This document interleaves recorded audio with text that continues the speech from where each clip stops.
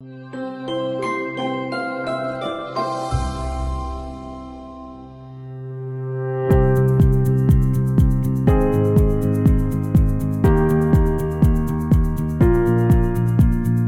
안녕하세요. 지난 시간에 이어서 오늘도 계속해서 이 구원론에 대해서 우리가 공부를 하도록 하겠습니다.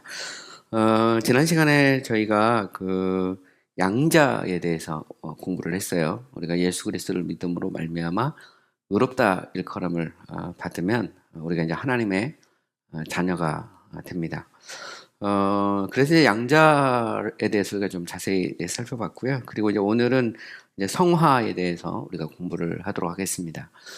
우리가 이제 구원에 대해서 이제 이야기를 할 때 항상 이제 구원의 서정에 대한 얘기를 하거든요. 이제 구원의 서정하면 이제 구원의 이제 순서를 이야기하는데, 이제 제일 먼저 이제 그 이야기하는 게 이제 선택이죠, 선택. 뭐 앞에 하나 넘겨서 해볼까요?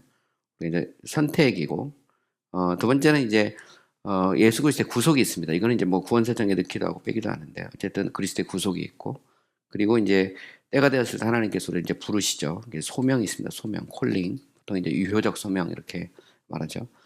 소명 다음에 이제 나오는 게 이제 중생입니다. 중생. 하나님께서 우리를 부르실 때 부르는 동시에 우리의 속사람을 새롭게 하죠. 그때 이제 죽어있던 우리의 영혼이 살아나게 되거든요. 그러면서 나오는 게 이제 소위 이제 회심 혹은 회개와 믿음. 그래서 보통 이제 회심 그럽니다. 우리가 이제 예수 그리스도를 믿을 때 이제 우리 안에 소위 이제 칭의가 일어나죠. 죄사함과 칭의, 의롭다함이 일어나게 됩니다. 그리고 나서 이제 그 다음 단계가 뭐냐면 이제 소위 이제 성화예요, 성화. 물론 여기에 요 사이에다가 뭐 양자를 다루기도 하고 뭐 그리스도와의 연합의 문제를 다루기도 합니다. 이 속에 넣고 또 크게 신학적으로 볼 때는 이제 중생이 먼저냐 회심이 먼저냐 이게 논쟁이 있어요. 알미니우스 같은 경우는 회심을 중생보다 먼저 둡니다. 반면에 그 개혁주의 쪽에서는 이제 중생을 회심보다 앞에 둬요. 왜냐하면 소명이라는 것 자체가 죽은 영혼을 깨우는 거거든요. 그러니까 죽은 사람이 회개하고 예수 믿을 수 없기 때문에 물론 이것은 동시적 사건입니다. 우리가 알아야 될 게 뭐냐면 중생에서부터 시작해서 성화의 출발 단계까지는 동시적 사건이에요. 이 사건이. 그래서 이것을 논리적으로 신학적으로 우리가 구분을 할 수는 있어요. 이렇게. 하지만 동시적으로 일어납니다. 이제 하나님이 부르시고 그 다음에 우리의 속사람을 변화시키고 그러면 동시에 회개하고 믿고 믿을 때 의롭다 일컬음을 받고 의롭다 일컬음을 받으면 이제 칭이라는 건 법정적인 것이고 또 우리의 속사람이 이제 바뀌잖아요, 그죠? 쉽게 말해서 우리 안에 거룩이 시작됩니다. 그래서 이 성화의 출발까지는 동시적 사건입니다.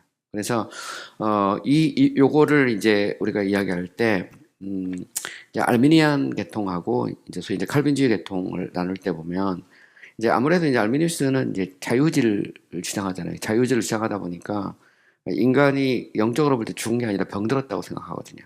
그래서 스스로 회개하고 믿을 만한 의지가 있다고 보는 거예요. 남아 있다. 그래서 알미니우스 같은 경우는 회개와 믿음이 중생보다 앞에 갑니다. 우리가 회개하고 믿을 때 많이 거듭나는 역사가 일어난다. 반면에 이제 개혁주의 쪽에서는 인간은 병든 것도 있지만 이제 죽은 거죠. 죽은 겁니다. 인간은 이제 죽은 거기 때문에 죽은 자를 살리는 성령으로 말미암아 이 새로운 피조물이 될 때 이제 동시에 이제 이 우리가 회개하고 믿는 이런 통회하고 자복하는 역사가 우리 가운데 이제 일어나고 예수 믿고 의롭다 일컬음을 받고 의롭다 일컬음을 받으면 당연히 이제 양자가 따라오죠. 그리고 그 기초로서 그리스도와 연합의 문제가 있으니까 신학에서는 이제 양자와 연합의 문제를 다룰 수 있고요. 그리고 심지어는 양자와 연합의 문제를 이 소위 말하는 이제 영원까지 끌고 올라갈 수도 있습니다. 그리스도 안에서 우리를 택했다는 것 자체가 하나님의 아들로 택한 거거든. 아들 삼아 주기로.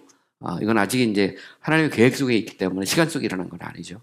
그리고 하나님의 자녀로 삼는다는 것은 구원을 전제로 하기 때문에 뭐 심지어는 이제 칭의의 문제를 영혼까지 끌고 올라가서 논쟁을 할 수도 있어요. 그래서 화란 신학자였던 뭐 그 조하네스 마코비우스나 호른베크 또 영국 침례교뿐만 아니라 영국에 있는 신학자 중에서도 많아요. 생각보다 그 칭의의 영원성에 대한 문제를 갖고 신학적으로 토의한 사람이 가령 뭐 윌리엄 펜브, 윌리엄 에이어 이런 사람들이 이제 이 16세기의 그 캠브리지 학자들이거든요. 그리고 또 그 뒤에도 많습니다. 17세기, 18세기 침례교회 안에서는 소위 이제 안티노미안 논쟁이라는 게 있었는데 그 논쟁하고 관련됐던 사람들은 이 칭의의 문제를 전부 다 영혼까지 끌고 올라갔어요. 그 대표적인 인물이 소위 이제 장길이죠. 장길 같은 경우도 그 조리신학 책에 보면 소위 양자 연합 칭의의 문제를 영혼 속에서도 다루고 있어요. 물론 그것이 시간 속에서의 칭의와 양자와 연합을 무시한 건 아닙니다. 그 부분은 이제 논쟁의 여지가 있어요. 신학적으로 논쟁이 있고 이 부분에 대해서 저도 이 박사 논문을 이와 관련된 이슈를 좀 다루긴 했지만 굉장히 복잡한 이슈예요. 이게 그렇게 단순하지가 않습니다. 그리고 화란 신학자 같은 경우도 이제 조하네스 호른베크나 마코비우스 이런 사람들 읽어보면 이 칭의 양자 연합의 문제를 선택의 문제까지 영혼까지 끌고 올라가서 하나님이 그리스도 안에서 택했다는 것 자체가 하나님의 자녀로 구원받는 백성으로 택했기 때문에 적어도 하나님의 계획 속에서는 그게 들어있다는 거거든요. 근데 이 부분이 이제 이거를 신학적으로 논쟁하면 한도 끝도 없습니다. 그래서 원래 이제 그 구원론에서 칭의론 문제를 다룰 때 요거를 굉장히 깊게 다룰 수 있어요. 근데 그거를 저희가 이곳에서 다룰 문제는 아닌 것 같고 이거는 이제 적어도 한 이렇게 석박사과정 이상에서 박사과정 좀 가면 이제 정말 치열하게 논쟁할 수 있는 그런 부분이고요. 또 이 부분에서는 또 앞으로도 이제 연구할 가치가 되게 많은 그런 분야기도 해요. 아직도 거의 좀 미개척 분야로 남아 있는 그런 부분인데 굉장히 복잡하고도 정교하고 그러면서도 수많은 사람들의 논쟁이 이렇게 서로 이렇게 좀 얽혀 있는 그런 문제가 이 속에 있습니다. 어쨌든 우리 이제 구원의 서적 문제를 얘기할 때 선택, 소명, 중생, 회심, 칭의, 성화, 그 다음에 마지막이 영화죠, 영화. 그죠? 영화입니다. 이 부분을 이제, 소위 이제 오르도 살라티스에서 우리가 이거를 이제, the order of salvation, 이제 구원의 서정, 이렇게 말하거든요. 어쨌든, 이 중생이 먼저냐, 회심이 먼저냐, 이 문제는 신학적으로 굉장히 논쟁이 있어요. 가령 침례교 신앙고백서를 보면, 침례교회 그 신앙고백서는 되게 놀라운 건 뭐냐면, 우리가 일반 침례교회하고 특수침례교회를 얘기할 때 영국에 그 일반 침례교회를 보통 이렇게 자유주의 침례교회 이렇게 많이 얘기하지만 사실은 처음엔 그래요. 존 스마이스나 토마스 헬리스 같은 사람은 자유주의자입니다. 근데 나중에 가면 일반 침례교회가 이제 정착이 되고 신앙의 자유를 얻고 신앙고백서를 만들 때 월스톡스 크리드나 스탠다드 컨페션을 보면 일반 침례교회 신앙고백서거든요. 이 순서가 중생이 앞에 가 있어요. 그 노예의지론이 자유의지론이 아니라. 그러니까 일반 침례교회라고 해서 무조건 자유의지론자 이렇게 보면 안 되고요. 그 부분도 또 신학적으로 할 얘기가 많습니다. 어쨌든 특수침례교는 당연히 이제 그 노예의지론을 정하기 때문에 중생이 회심보다 앞에 나갑니다. 가령 이제 좀 최근 우리가 20세기의 정황에서 보면 미국 남침례교 신앙고백서가 크게 3번 나오거든요. The Baptist Faith Message라고 해서 3번 나오는데 그 3번의 신앙고백서는 전부 중생이 회심보다 앞에 가 있습니다. 그건 뭘 의미하냐면 침례교회의 주류는 인간의 전적 타락, 노예의지론을 주장하고 있다는 거고 이런 면에서 중생을 회심보다 앞에 두고 있다. 그리고 이것은 바뀌지 않았어요. 여전히 이 침례교회의 메인 주류는 적어도 인간론과 구원론에 있어서는 정통주의적인, 소위 개혁주의적인 그런 입장에 서 있다 이렇게 이야기를 할 수 있습니다.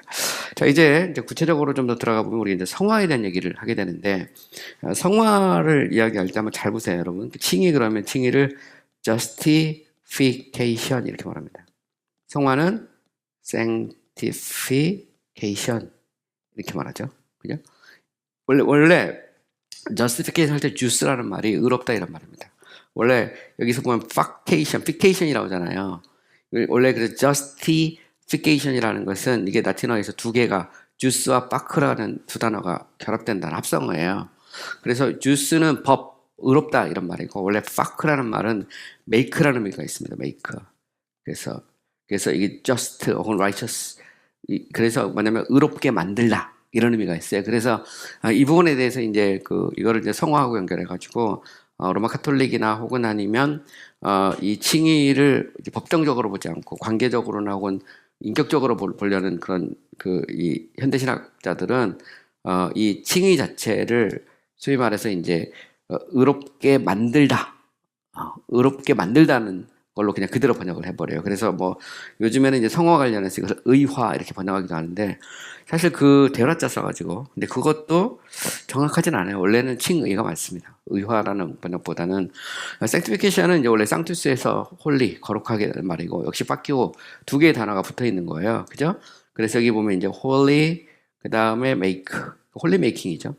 그래서 성화라는 것은 거룩하게 되는 것처럼 칭의라는 것은 의롭게 되는 겁니다. 이 두 개인데 그래서 이걸 의화, 성화 이렇게 번역하기도 하고 전통적으로에서는 이걸 이제 칭의, 이거를 성화 이렇게 만듭니다. 어쨌든 이 두 단어를 보면 우리가 의롭게 된다는 것은 의롭다, 일컬음을 받는다, 의롭게 되는 거고요. 그 다음에 이제 거룩하게 되는 거죠. 성화라는 것은 말 그대로 쌍투스에서 거룩하게 되다. 이게 바로 이제 성화입니다. 우리가 예수 믿고 의롭다 일컬음을 받게 되면 이게 이제 법정적이라고 그랬어요. 우리 내적으로 성령의 역사를 통해서 우리가 거룩하게 되죠. 이것을 보통 이제 성화 이렇게 말할 수 있어요. 물론 이제 칭의에 대해서도 가령 바르트 이후에 많은 이제 현대신학자들은 칭의를 법정적 개념으로 보지 않고 인격적 관계적 개념으로 자꾸 보려고 합니다. 그래서 예수 믿고 우리가 의롭다 일컬음을 받았다는 것은 법정적으로 의롭게 되는 게 아니고 하나님과의 관계 속에서 의롭게 되어가는 과정으로 자꾸 보려는 경향이 있어요. 그래서 칭의와 성화를 떨어진 게 아니라 같은 것으로 봅니다. 자꾸 그런 경향이 있어요. 그 바울의 세 관점에서도 이피샌더스나 이쪽으로 가면 제임스 던 이런 사람들은 이 칭의와 이 성화를 같이 보는 경향이 있거든요. 동일하게 보는. 그래서 justification을 이제 법정적이라기보다는 관계적, 인격적으로. 당연히 그러면 성화랑 차이가 별로 없어지는 거죠. 그래서 그러면 의롭다 일컬음을 받는다는 것도 우리가 거룩해 되어가는 과정으로 보는 거예요. 재밌는 건 뭐냐면 현대 침례교 신학에서도 보면 멀린스나 카너 쪽으로 가면 이제 바르트 영향을 받았기 때문에 이걸 자꾸 인격적으로 관계적으로 봅니다. 그래서 칭의와 성화를 분리시키지 않으려는 그런 경향이 있어요. 제가 그 미국에서 공부할 때 그 닥스 라버슨이라고 있어요. 라버슨 그 사람은 전형적인 발티아니. 그래서 이 부분에서 이제 칭의를 법정적으로 보지 않습니다. 심지어는 뭐라고 말하냐면 칭의를 자꾸 법정적으로 보려고 하는 것은 칼빈이나 루터 이런 사람들이 이제 쉽게 말하면 로여였다는 거죠. 판검사, 법학을 공부했던 사람들이기 때문에 자꾸 그걸 그렇게 보려고 했다는 거예요. 근데 사실 따지고 보면 이미 구약성경에서도 법정적이에요. 그 자체가. 그잖아요. 하나님께서 하여튼 짐승의 피를 잡아서 드리고 그 피를 보시고 의롭다 할 때 보면 그 자체가 거기 인간이 들어갈 게 뭐가 있어요. 법적 선언이지. 따지고 보면. 그리고 우리가 하나님을 얘기할 때 하나님은 의로우신 재판장이란 말이 계속 등장하거든요. 그러니까 재판장이라는 것은 최후의 심판도 마찬가지예요. 재판장으로 심판하는 거잖아요. 이 법정이라는 개념은 무슨 칼빈이나 루터가 만들어내는 게 아니고 이 포렌식이라는 것은 이미 성경 속에 들어있는 개념이에요. 그거를 이제 신학화시킨 거지. 직업이 그쪽이었기 때문에 제가 볼 때는 말도 안 되는데 그게 신학에서는 주장이 됩니다. 그래서 왜 종교학자들이 칭의 문제를 인격적 관계적으로 보지 않고 법정적으로 받느냐. 그거는 그들의 어떤 그 세계관에 영향을 받은 것이지 성경적인 게 아니라는 거죠. 유대인들의 사고 속에서는 오히려 관계적 인격적이 맞다는 거예요. 근데 사실은 유대인들이 그럼 정말 그렇게 봤는데 그것도 또 논쟁거리가 있어요. 따지고 보면. 왜냐하면 유대교인이라는 것도 결국 구약을 기초로 하는 건데 그렇잖아요. 구약 성경이잖아요. 그럼 구약 성경에 법정적인 개념이 없냐 말이죠. 사법적이고. 당연히 있어요. 따지고 보면. 이런 면에서 우리가 이제 바울서신에서 볼 수 있는 그런 정교한 어떤 구원론의 시스템 같은 것들을 우리가 이렇게 찾아볼 수 없다 하더라도 큰 틀에서 보면 다 있거든요. 보면 다 나옵니다. 다 나오기 때문에 이 부분에 대해서도 우리가 이제 얼마든지 신학적인 논쟁이 가능하다 이렇게 말할 수가 있어요. 어쨌든 칭의와 성화라고 하는 것은 의롭다 일컬음을 받으면 이거는 이제 법적인 선언이죠. 그리고 나면 내적으로 우리 안에 거룩이 시작되거든요. 그것을 이제 성화라 그러는데 성화의 궁극적 목적은 하나님과 똑같이 되는 겁니다. 그죠? 그게 이제 성화의 궁극적인 목적이에요. 내가 거룩하니 너희도 거룩하라 이렇게 말하는 거죠. 자, 우리가 좀 이제 본론으로 들어가 보면 자, 성화의 시작은 중생이다. 이거는 이제 내적인 변화를 의미하는 겁니다. 내적인 변화이기 때문에 여기서부터 우리가 하나님 딱 부르는 순간 우리의 속사람이 바뀌잖아요. 그죠? 그때 이제 거룩이 시작된다는 의미에서 시작은 중생이고 성화는 이제 중생에서 시작돼서 회심을 통해서 드러나고 성화를 통해서 실행되고 영화에서 완성이 되는 거죠. 물론 당연히 성화는 이제 우리의 관점에서 보면 결과적으로 이렇게 딱 드러날 때 보면 이게 동시적 사건입니다. 의롭다 일컬음을 받으면서 그 다음에 나타나는 게 이제 당연히 성화죠. 그죠? 우리가 그 성화라는 것 자체가 거룩하게 되는 거니까 의롭다 일컬음을 받음, 그러니까 칭이 다음에 이제 일어나는 거죠. 이런 면에서는 이제 우리는 칭이 다음에 이제 성화를 다룰 수 있는데, 하지만 이 엄밀히 말해서 성화는 언제부터 시작되느냐라고 보면 하나님 우리를 부르시는 순간 사실 거룩이 시작되는 거예요. 그 하나님이 부를 때 거기에 그 엎드러지잖아요. 엎드러질 때 보면 속사람을 우리를 변화시키는 거니까 원리적 측면에서 보면 중생에서 시작되는 것이 많습니다. 결과적으로 보면 칭이 다음에 나오는 게 맞아요.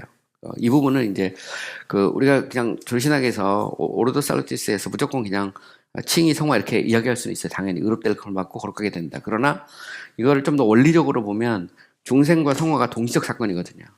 이때 보면 그러면 칭이라는 것은 성화는 어디서부터 시작되냐 보면 중생에서부터 시작된다고 봐야 되는 거예요. 사실은 원천은. 그죠?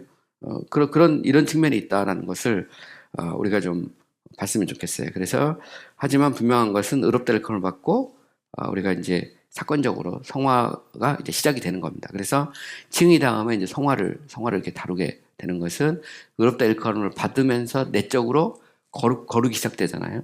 이런 면에서 이제 칭의 다음에 성화를 다루지만 그러나 원리적으로 보면 이것은 중생까지 끌고 갈 수 있다라는 것을 이야기하고 있는 거고요. 자, 칭의를 통해 그렇게 된 사람은 반드시 성화의 과정을 거치게 되죠. 그죠? 우리가 의롭다 일컬음을 받았는데 거룩하지 않다. 그럼 이제 그것은 문제가 되는 겁니다. 성화의 저자에 대한 얘기도 할 수 있어요. 성화의 저자는 삼위일체 하나님이죠. 항상 하나님의 모든 사역은 하나님의 이 삼위일체 하나님의 사역입니다. 그거는 뭐 기본이에요, 기본. 정통 기독교는 삼위일체 하나님을 믿고 이 땅에 일어나는 모든 일은 삼위일체 하나님의 사역이에요. 그래서 우리가 이제 그 삼위일체 하나님의 사역이라는 것은 물론 성부가 하시는 일도 있고 성자가 하시는 일도 있고 성령이 하시는 일이 있어요. 뭐 그렇지만 본질상 한 분이니까 또 하나님의 사역이거든요. 그래서 어쨌든 이 삼위일체와 그리고 하나님의 사역은 뗄 수 없는 거죠. 그죠? 존재와 행위가 같이 맞물려 있으니까. 그러면서도 특별히 이제 성령의 사역이죠. 요거를 라틴어로 표현하면 이거를 이제 특별이란 말을 이제 비아 에미넨티아 그래요. 에미넌스란 말은 탁월하다 이 말이죠. 그러니까 이 성화가 성부와 성자와 성령의 사역이지만 여기에서 주된, 그죠? 주된 사역은 누구냐? 그러니까 특별하게 탁월하게 드러나는 것은 당연히 이제 성령의 사역이죠. 그래서 이걸 비아 에미넨티아 이렇게 표현하는데 제가 이거는 이제 속성론에서도 좀 이미 다뤘고요. 나중에 저희가 이제 삼일체에 대해서도 제가 생각할 때는 한 1년 할 것 같아요. 한 1년. 삼위일체에 대해서 삼위일체를 해야 이제 조리신학의 이제 핵심이 나오는데 제가 일부러 이 부분을 이제 남겨두고 있는데 하겠죠. 앞으로 삼위일체를 해야 이제 신학의 정수로 들어가게 됩니다. 정수에 들어가는데 그 부분을 지금 아직 남겨두고 있는데 하긴 할 거예요. 저도 공부를 또 새롭게 해야 되기 때문에 목회를 하다 보니까 하여튼 뭐 그건 좀 다음 과제로 남겨두고요. 성부는 하나님을 거룩하고 흠이 없게 하시라고 그리스도 안에 자기 백성을 택하시자 하나님이 그죠? 거룩하고 흠이 없게 하시라고 이게 이제 선택의 목적이고 선택의 목적 자체가 거룩하고 흠이 없게 하라는 거예요. 그죠? 그러니까 하나님이 우리를 그리스도 안에 택하신 목적이 뭐냐? 결국은 성화예요, 성화. 근데 이걸 누가 하셨느냐?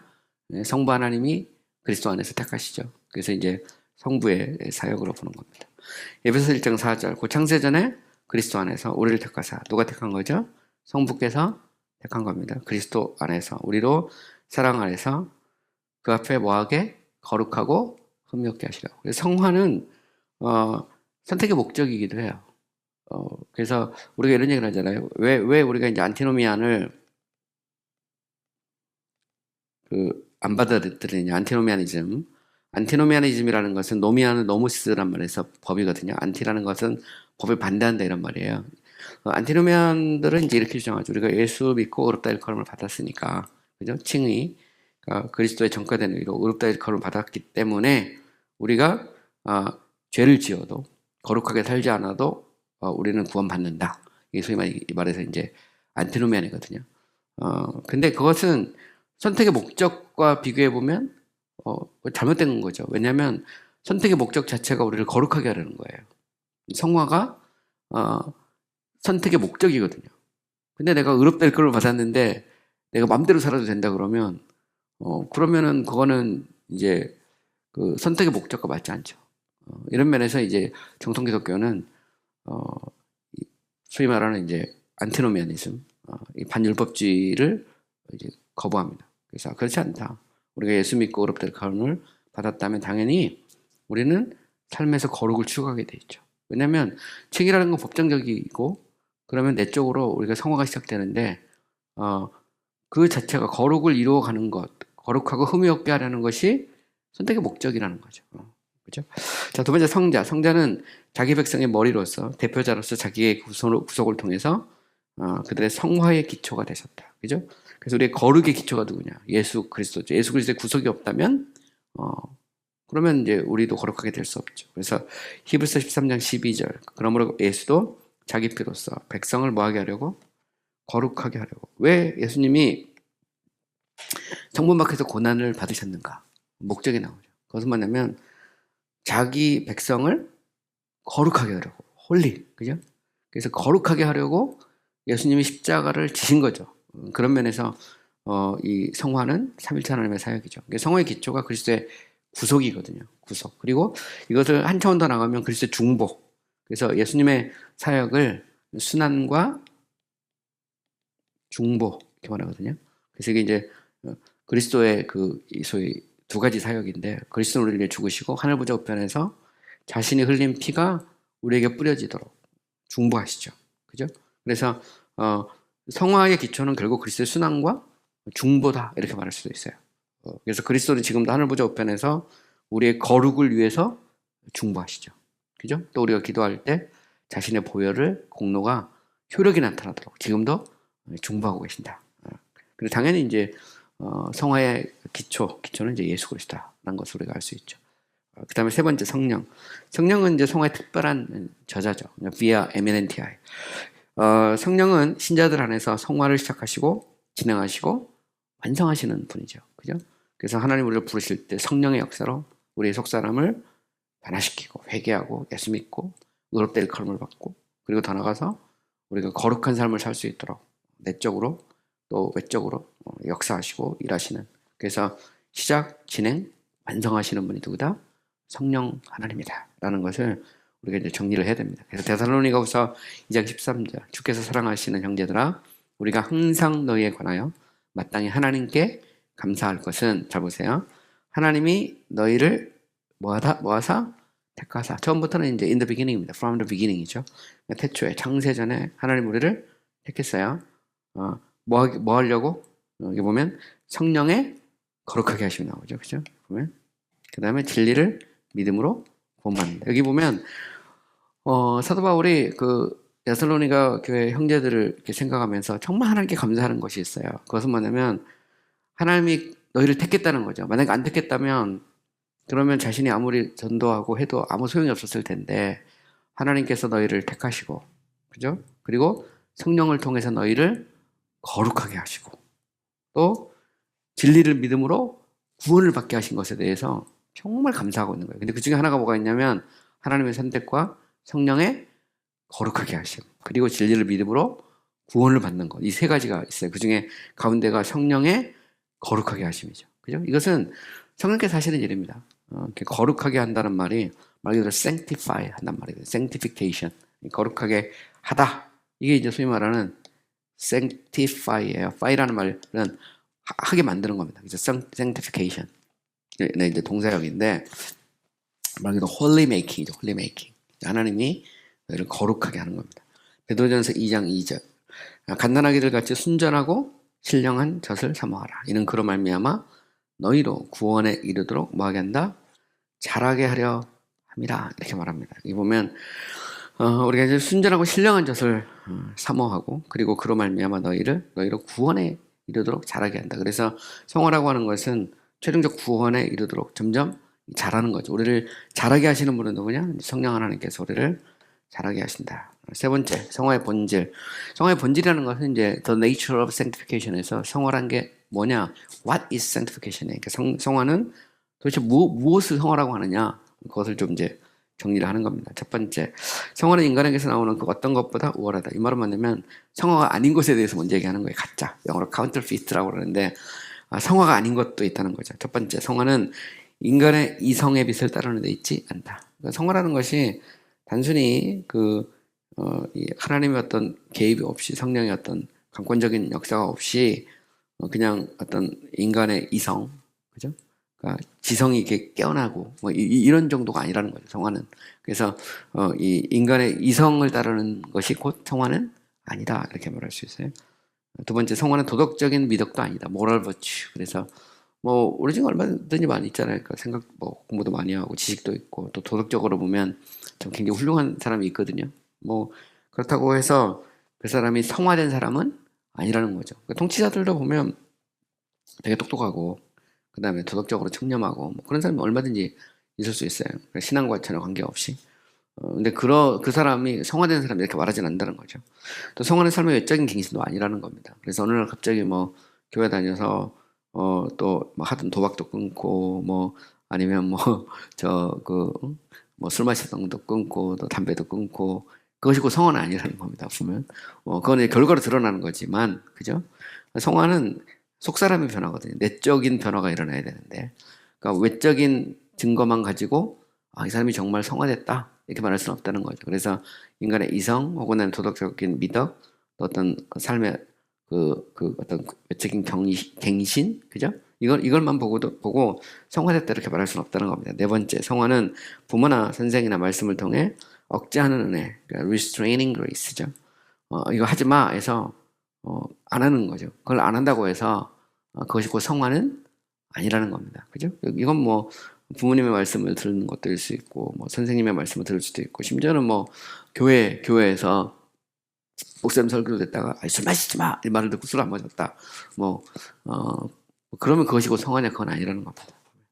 자, 다섯 번째, 성화는 스페셜 기프트죠. 특별한 재능도 아니다. 그래서 사실 뭐 다양한 재능을 갖고 있는 사람들이 있잖아요. 정말 뭐 어떤 사람은 운동을 잘하고 어떤 사람은 노래를 잘하고 어떤 사람은 뭐 그림을 잘 그리고 어떤 사람은 뭐 아주 공부를 잘하고 다양한 어떤 기프트가 있습니다. 기프트. 그래서 요즘에 이제 우리나라에서도 보면 막 그런 경연대 이런 거 많이 하잖아요. 특히 노래 경연대. 뭐 요즘 한참 한국에 보면 뭐 트로트 경연대 그래서 보면 뭐 노래 잘하는 사람 엄청 많잖아요. 보면 아주 그냥 정말 탁월한 그런 사람들이 많은데 어쨌든 그런 어떤 스페셜 기프트를 성화라고 말하지는 않는다는 거죠. 그래서 항상 뭐 그런 게 있는 것 같아요.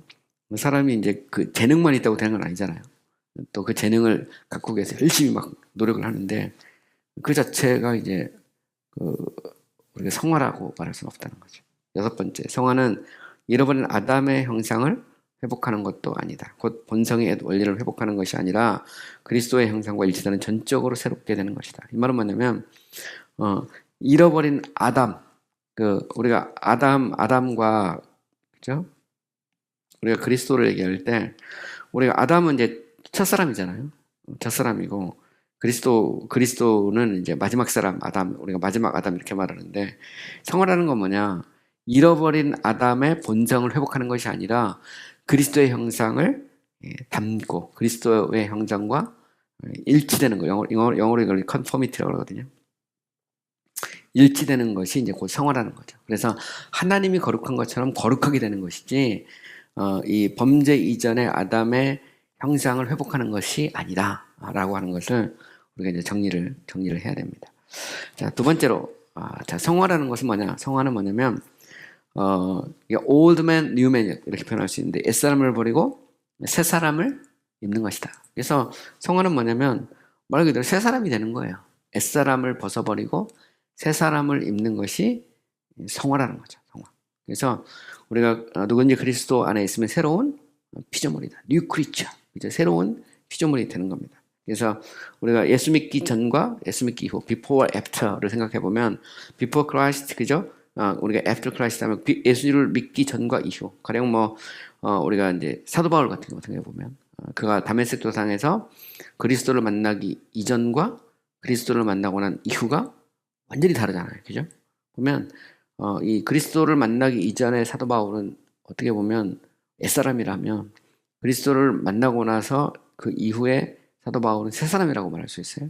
물론 이제 옛사람의 본성이 남아 있어 갖고 가지고 투쟁을 하죠. 새사람의 본성과 옛사람의 본성이 투쟁하는데 예수 믿기 전에는 우리 안에 변화가 일어나기 전에는 옛사람밖에 없어요. 그런데 성화가 시작되면 우리 안에 새 사람이 들어오게 되죠. 그죠? 그래서 우리가 이제 영에 속한 사람과 육에 속한 사람을 얘기할 때 바울이 로마서 7장 같은 데 보면 육에 속한 사람을 옛사람이라고 하면 영에 속한 사람을 새사람이라고 표현하죠. 이거는 우리 안에 두 개의 본성이 충돌하는 겁니다. 하지만 예수 믿고 변화되기 전에는 그냥 옛사람만 있는 게 올드맨만 있는 겁니다. 그죠? 그러나 이제는 예수 믿고 나면 변화가 시작되죠. 거룩한 변화가 시작됩니다. 그래서 성화라는 것은 말 그대로 옛사람을 버리고 새사람을 입는 것이다 이렇게 말할 수 있어요. 자, 에베소 4장 22에서 24절 말씀. 너희는 욕심을 따라 썩어져가는 구습을 따르는 무엇을 버리고 옛사람을 버리고 오직 너희의 심령에 새롭게 되어 하나님을 따라 의와 진리의 거룩함으로 지으심을 받은 뭐라고요? 새 사람을 입으라. 여기 보면 심령이 새롭게 된다고. 심령이라는 것은 heart입니다. 마음이 새롭게 되는 거죠. 이 마음 그러면 제가 이거 이제 인간론 할 때도 좀 얘기를 했었는데 우리가 마음이 뭘까요? 마음 그러면 마음은 이거를 다른 말로 말하면 마음이 곧 영혼이에요. 영혼이 곧 마음이고 성경에서는 이 영혼과 마음이 구분하긴 하지만 사실은 같은 겁니다. 이게 마음이 바뀐다는 말은 영혼이 바뀐다는 말. 욕심은 뭐냐면 이 영혼이 거하는 집이거든요. 결국은 영혼이라는 것 자체가 생각하고 의지하고 느끼고 이거든요. 이 모든 것을 한마디로 말해서 그 마음 이렇게 표현할 수 있는데 어쨌든 성화라는 건 뭐냐면 우리 심령이 새롭게 되는 거예요. 그래서 옛사람을 버리고 새사람을 이렇게 쫓는 겁니다. 이걸 이제 성화라고 말할 수 있어요. 그러니까 성화가 시작되는 거죠. 이제 궁극적 성화의 완성은 우리의 이 썩은 몸을 버리고, 그죠? 영원한 그 나라에 가고, 그리고 나중에 이제 이 새로운 영혼에 맞는 새로운 옷을, 육신의 옷을 입는 거죠. 이게 소위 부활체라고 말하는데, 어쨌든 분명한 것은 뭐냐면 새롭게 되는 겁니다. 우리의 속사람이 새롭게 되는 거. 그걸 이제 성화라고 말할 수 있어요. 성화의 시작이죠. 성화의 시작이고, 그래서 성화라는 건 뭐냐면 옛사람을 버리고 새 사람을 입는 것이다 이렇게 말할 수 있어요. 두 번째, 자, 옛사람은 부패한 본성으로 표현되기도 하죠. 그래서 corrupt nature에서 이 corrupt nature에서 아담이 범죄한 이래로 인간은 본성이 이제 부패되어 있다는 겁니다. 하나님의 형상론으로 말하면 하나님의 형상이 depraved and distorted해서 부패하고 왜곡됐다 이렇게 표현하죠. 그래서 이걸 영어로 depraved and distorted. 그래서 인간의 그 안에 있는 하나님의 형상이 왜곡되고 부풀어졌다. 하나님의 형상의 자리는 영혼이거든요. 영혼이 왜곡되고 부패되어 있는 거죠. 근데 성화는 뭐냐면 이 부패되고 왜곡된 형상이 바뀌는 겁니다. 다시 그리스도의 형상으로 바뀌어가는 거거든요. 그게 이제 소위 말하는 이제 성화인데 결국 이제 이 성화라는 건 뭐냐면 그 옛사람을 버리고 새사람을 입는 건데 이것은 뭐냐면 옛사람은 이제 우리가 부패한 본성이라고 할 때 성화라는 건 뭐냐면 이 부패한 본성이 이렇게 제거되는 게 아니라는 거죠. 부패한 본성은 심지어 성화된 사람이라도 이 땅에 있는 동안은 지속이 됩니다. 그래서 사도 바울이 이제 로마서 7장에서 오라 나는 공고한 자로다 누가 이 사망의 몸에서 나를 건져낼까 할 때 육신의 법과 영의 법을 이야기합니다. 성화라는 것은 적어도 이 땅에서 성화라는 것은 그리스도를 닮아가는 거고 옛사람을 버리고 새사람을 입는 건데 그렇다고 해서 옛사람이 완벽하게 다 제거가 되느냐? 그건 아니라는 거죠. 옛사람이 완벽하게 제거가 되고 온전한 모습을 갖게 되면 그게 이제 소위 말해 영화, 글로리피케이션 단계로 가게 되는 건데 이 땅에서의 성화라는 것은 부패한 본성이 사라지는 것은 아니라는 거죠. 이 부패한 본성은 우리가 이게 그 죽을 때까지 가는 거예요. 보면. 그래서 우리가 성경의 인물들을 보면 완전한 사람은 없어요. 인간은 다. 그 믿음의 조상 아브라함부터 시작해가지고 이삭, 야곱, 쭉 성경에 다윗, 또 심지어는 사도 바울까지도 보면 인간은 누구나 다 연약하죠. 부족하고 우리가 이제 거룩을 이루어가는 과정이지, 이 거룩 자체가 이 땅에서 완성되지는 않습니다. 그래서 이 부분에 대해서 또, 논쟁이 있어요. 그게 소위 말하는 이제 퍼펙셔니즘이라는 게 있습니다. 완전주의. 이게 나왔으니까 얘기를 해보죠. 그 완전주의라는 거를 들어보셨는지 모르겠는데, 이게 요한 웨슬리가 주장한 거예요. 성화의 과정에서 이 완전, 성화의 궁극적 목적은 완전이거든요. 그건 분명해요. 근데 문제는 뭐냐면 우리가 이 땅에서 완전을 이룰 수 있느냐 없느냐 문제입니다. 우리 구약 성경으로 보면 하나님이 제사장들에게 요구하는 성화와 일반 백성에게 요구하는 성화가 달라요. 그죠? 그래서 제사장들에게 요구하는 성화는 완전입니다. 그게 안 되니까 심지어는 이제 대제사장이었던 아론도 지성소에 들어갈 때 자기를 위해서 암송아지를 잡아서 그 피로 제사를 드리고 그 다음에 순염소의 피를 갖고 이제 아사살 염소 2마리 중에 1마리는 들에 보내고 1마리의 피를 가지고 지성소로 들어가서 뿌리잖아요. 그때 이제 이스라엘 백성 전체를 위해서 하는 겁니다. 자기를 위해서 암송아지의 피를 갖고 용서받고 그죠? 그 말은 무슨 얘기냐면 심지어 제사장이라도 완전히 도달할 수는 없어요. 그런데 그건 있다는 거죠. 제사장에게 요구하는 거룩과 그 다음에 일반 백성에게 요구하는 거룩이 다를 수도 있다. 차원이. 이거는 뭐 항상 그런 문제가 있는 것 같아요. 근데 궁극적 목적은 다 완전이지만 요구는 우리의 직분에 따라서 그게 이제 정도의 차이는 있을 수 있다는 거죠.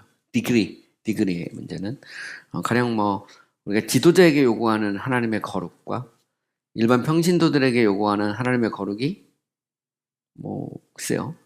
적용의 측면에서 보면 똑같다 이렇게 말하기는 좀 어렵다는 거죠. 이제 물론 우리가 신약적 개념에서의 그런 어떤 성직자가 구약에 나오는 제사장하고는 좀 차원이 다르지만 그럼에도 불구하고 완전이라고 하는 측면에서 보면 정도의 차이는 있을 수 있다. 하나님이 우리를 훈련시키는 강도나 삶의 어떤 모습에서. 그래서 이제 우리가 그런 얘기를 많이 하잖아요.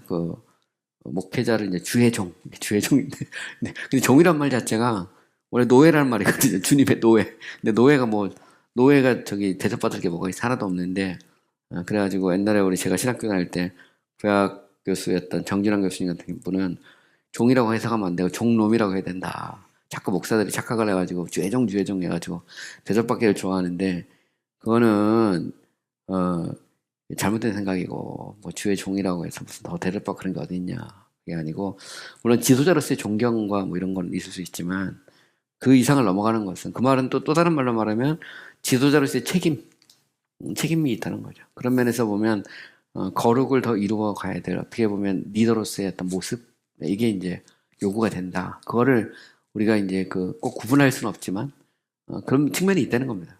그런 면에서 이제 완전이라는 게 있는데 웨슬리 같은 경우는 이제 완전주의를 주장했어요. 그래서 이 땅에서 우리가 완전을 추구해야 되고 그러다 보니까 이제 지나치게 좀 율법주의적인 그런 모습 이제 그런 것들이 있어요. 그래서 제가 저희 어릴 때 우리 시골 교회는 이제 감리교였거든요. 근데 감리교였는데 그 시골교 목사님은 굉장히 완전주의자였어요. 완전 거의 완벽한. 근데 문제는 뭐냐면 완전히 잘 안 돼가지고 문제가 됐을 가령 그 목사님 같은 경우는 성도들이 약도 못 먹겠어요. 약도 하나님 앞에 기도해야지. 근데 감기약도 못 먹겠는데 나중에 그 목사님 이제 떠나시고 나서 장로님들이 자기는 그 감기약도 안 먹고 그랬는데 맨날 보약을 대고 살았다고. 보약은 약 아니냐고 그래가지고 논쟁도 되고 그랬는데 어쨌든 그러니까 사실 이 땅에서의 인간이 하나님이 완전한 것처럼 우리가 이제 완전해야 되는데 그 정도 그게 이제 어디까지 가느냐의 문제가 항상 있죠. 그래서 항상 이 성화라고 하는 그 과정 속에서의 하나님의 완전에 대한 요구와 우리가 그리스도 앞에서 엎드려지는 거 이거는 이제 차이가 있어요. 가령 예를 들어 조금 더 얘기해 보죠. 나왔으니까. 우리 이제 아브라함의 생애를 보면 하나님께서 이제 75세 아브라함을 부르잖아요. 그리고 하늘의 별처럼 바다의 모래처럼 내가 너의 몸에서 날 자를 통해서 큰 백성을 이룬다 할 때 그때 이제 아브라함이 그것을 믿으니까 하나님이 의로 여겼다 그러거든요. 그거는 이제 믿으니까 의로 여겼다는 거 보통 걸 칭의로 보거든요. 그리고 나서 아브라함이 아무리 기다려도 아들이 안 생기니까 이스마엘을 낳잖아요. 이스마엘을 낳는데 그때 기간이 거의 한 25년 가까이 됩니다. 그런데 이제 문제는 뭐냐면 그걸로 인해서 이제 갈등이 엄청 심해지죠. 심해지고 나서 99세 때 하나님이 아브라함에게 나타나십니다. 나타나셔서 뭐라고 말하냐면 나는 전능한 하나님이라 너는 내 앞에서 완전하라. 하나님 거기서 완전을 딱 요구해요. 거기서 완전히 나오거든요. 이게 성화의 궁극적인 목표인데 그때 아브라함이 그대로 꼬꾸라집니다. 그리고 나서 준 게 할례라는 건 뭐냐면 이 성화의 상징이거든요. 육신을 제거하고 옛사람을 버리고 새 사람을 입으라는 상징으로 할례를 준 겁니다. 근데 이제 그거를 이제 이 유대인들은 그 할례를 마치 구원의 징표처럼 본 거죠. 사실 근데 할례라는 것은 구원의 징표라기보다는 할례는 거룩하게 의롭다 일컬음을 받았다면 거룩하게 살아라는 하나님의 그 요구거든요. 육체의 정욕을 추구하지 말고 하나님의 백성답게 거룩하게 살아라. 그게 이제 할례입니다. 할례인데 자 어쨌든 우리가 이제 이 하나님이 요구하는 것은 완전히 그건 맞아요. 근데 완전과 완전주의는 조금 차이가 있다는 거죠. 우리가 이 땅에서 그 완전에 도달해야 되는데 그건 목표입니다. 근데 목표인데 그걸 할 수 있다 없다에 따라서 이제 신학적으로 이제 논쟁이 붙을 수도 있어요. 상당히 이 부분이 복잡합니다. 그래서 제가 아는 그 교수님이 이 부분에 대해서 박사 논문 쓰신 분이 있어요. 근데 그만큼 이게 이제 생각보다 복잡하고 어려운 그런 이슈가 이 안에 있습니다. 근데 우리 삶에서는 그래요. 삶에서는 성화의 목적은 완전히 맞습니다. 내가 거룩한 것처럼 너희도 거룩하라고 할 때 하나님의 거룩은 그 자체로 완전한 거룩이에요. perfect holiness거든요. 그냥 하나님이 적당히, 그죠? 하나님은 우리에게 적당히를 요구하는 게 아닙니다. 하나님은 내가 거룩한 것처럼 너희도 거룩하라는 거예요. 그러면 그걸 못하면 그럼 꼬꾸라질 수밖에 없어요. 그래서 나온 게 뭐냐면 제사가 있는 거거든요. 그리스도 보혈이 있고 요한일서 1장 9절 같은 말씀이 있는 겁니다. 그죠?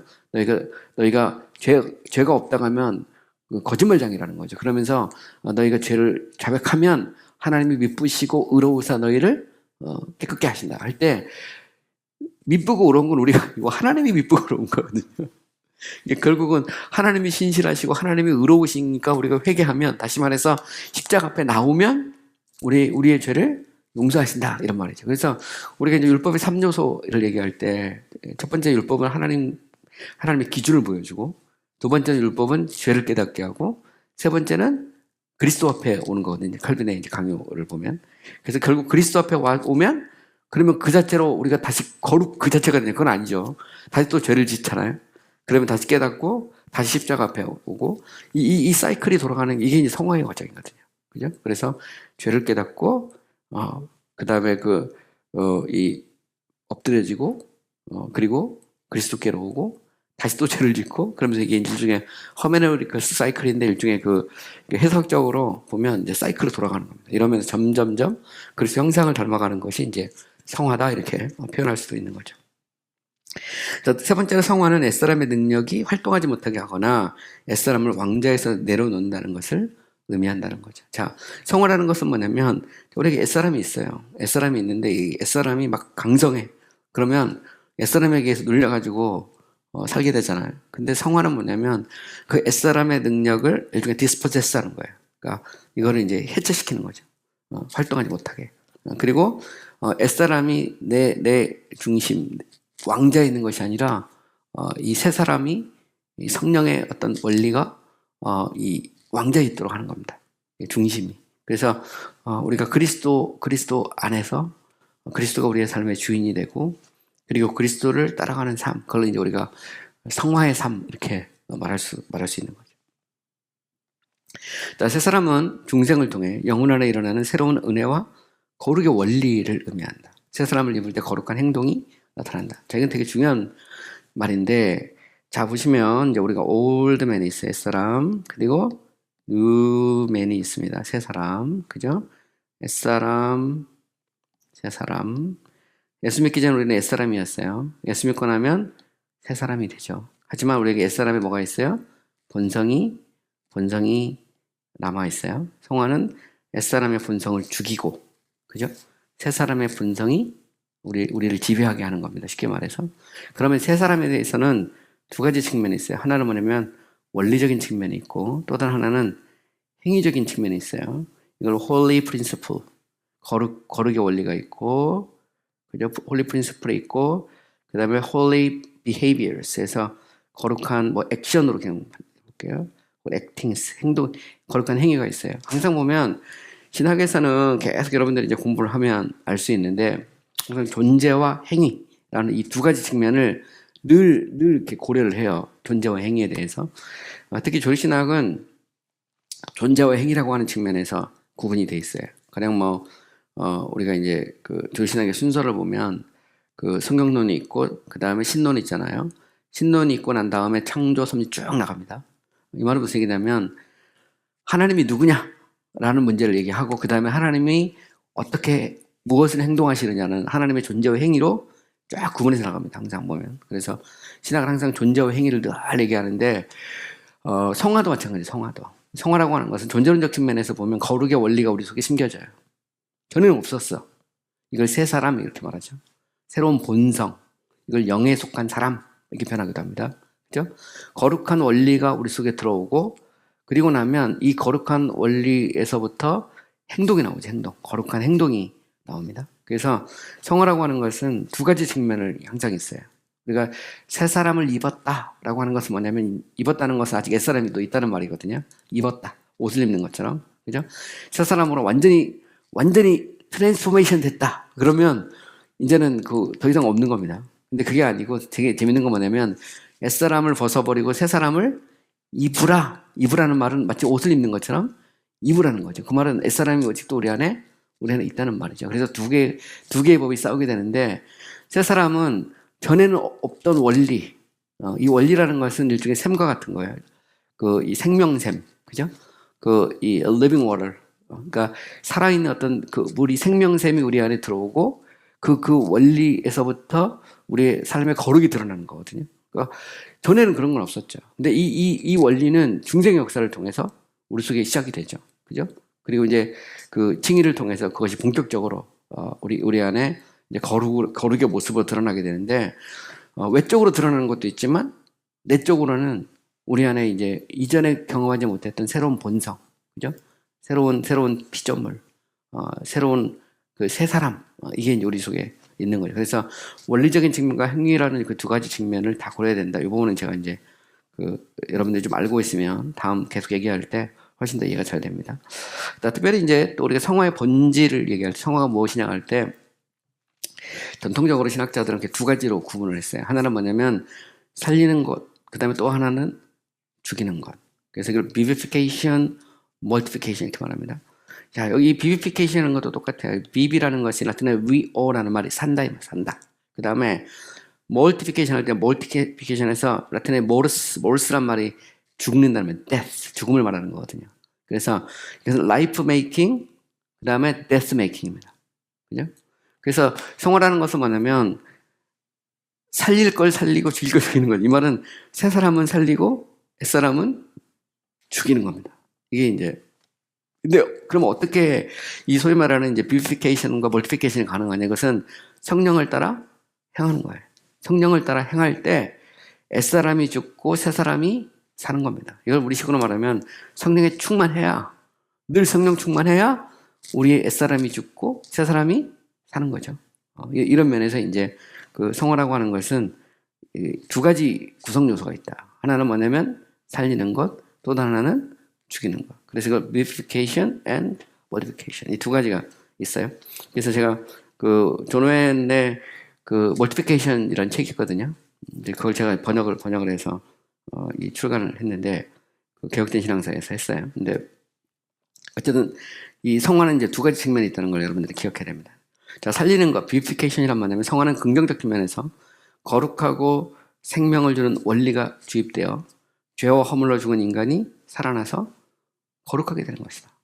그러니까 성화라는 건 뭐냐면 우리의 속사람이 바뀌는 거예요. 그죠?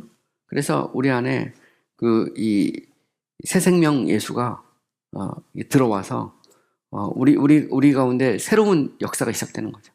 전에는 알지 못했던 그 말로 다 형언할 수 없는 어떤 그런 어떤 기쁨 이런 것들이 우리 속에 이제 결과로 드러나게 되고 그래서 예수님이 수가성경에 말했잖아요. 네가 나에게 주는 물은 다시 목마르려니와 내가 너에게 주는 물은 영생하도록 솟아나는 샘물이 된다. 왜냐하면 바로 그리스도의 구속과 중보를 기초로 이 그 여인 안에 쉽게 말하면 생명샘이 터져 나오는 거죠. 쉽게 말해서 전에는 없었어. 그 이 새로운 그 거룩하고 생명을 주는 원리가 이렇게 주입이 돼서 죄와 허물로 죽었던 인간이 살아나서 거룩하게 되는 거죠. 이렇게 살아난 사람은 거룩하고 의롭게 살아나게 된다. 이렇게 이제 말할 수 있는 겁니다. 이걸 이제 소위 vivification, 뭐 살리는 것 이렇게 말할 수 있어요.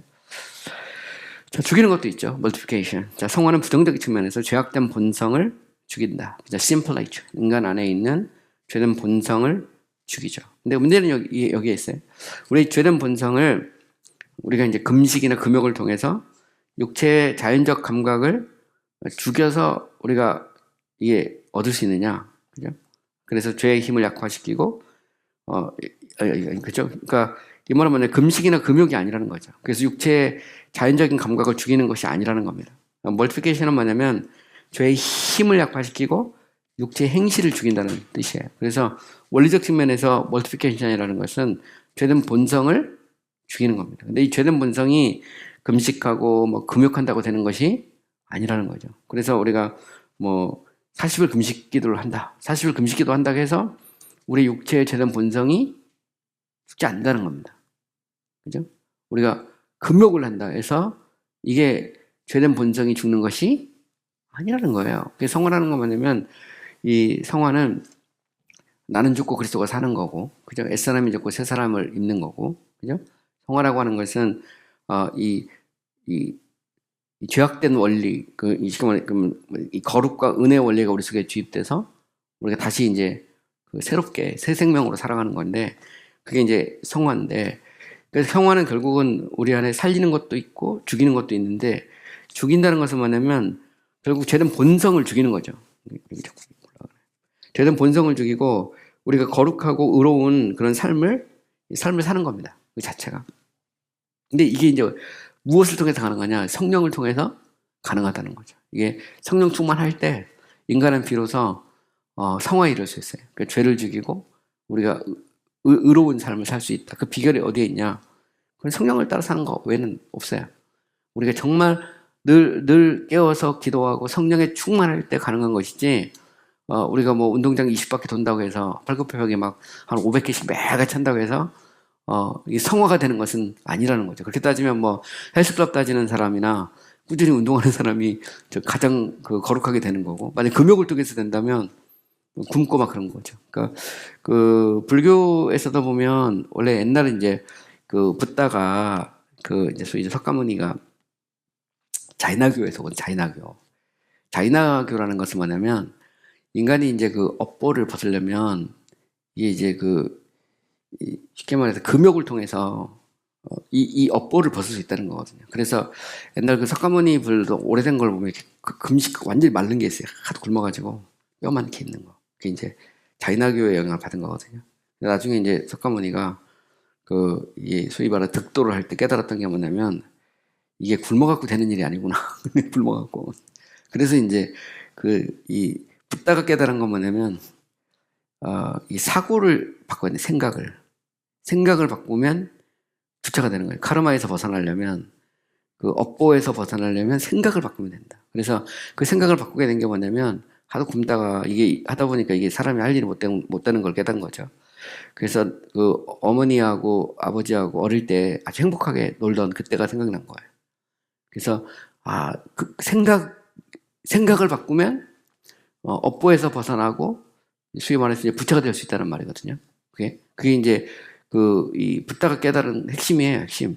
뭐 엄청나게 복잡하지만 결국은 생각의 전환이 사람을 바꾸는 거죠. 근데 기독교적 관점에서 보면 생각을 바꾼다고 죄된 본성을 인간이 죽일 수 있느냐? 안 되는 거예요. 안 된다는 거죠. 생각 바꿔서 안 되죠. 그러니까 원래 이제 붓다가 그건데 사람들이 자꾸 하다 보니 그게 안 되니까 붓다를 신으로 다시 또 섬겨. 그죠? 이 석가모니한테 절하고 막 그러면 도와가지고 업보에서 벗어날 수 있다는 건데 그건 원래 붓다가 원래 생각했던 게 아니에요. 원래 주장했던 게. 원래가 그 깨달은 것은 그게 아니거든요. 그래서 보면 나중에 보면 전부 다막 이제 불상 만들어 놓고 절하고 막 했는데 그거 한다고 과연 인간이 가지고 있는 어떤 업보나 죄된 본성을 죽일 수 있느냐? 그건 아닌 거죠. 보면. 그것이 가능한 것은 중생 역사를 통해 우리 속사람이 바뀌고 그리고 성령께서 우리 안에 내재할 때 그리고 성령에 충만할 때 죄를 죽이고 우리가 의로운 삶을 거룩한 삶을 살 수 있게 된다. 이게 이제 소위 말하는 이제 vivification and multiplication이죠. 로마서 8장 13절. 너희가 육신대로 살면 반드시 죽일 것이로되 뭐로써? 영으로서 몸의 행실을 죽이면 산다. 죽이면 산다. 이 말은 무슨 얘기냐면 multiplication plus vivification입니다. 그 영으로서 몸의 행실을 죽이면 산다. 성령을 따라 살아라 말이죠. 그죠?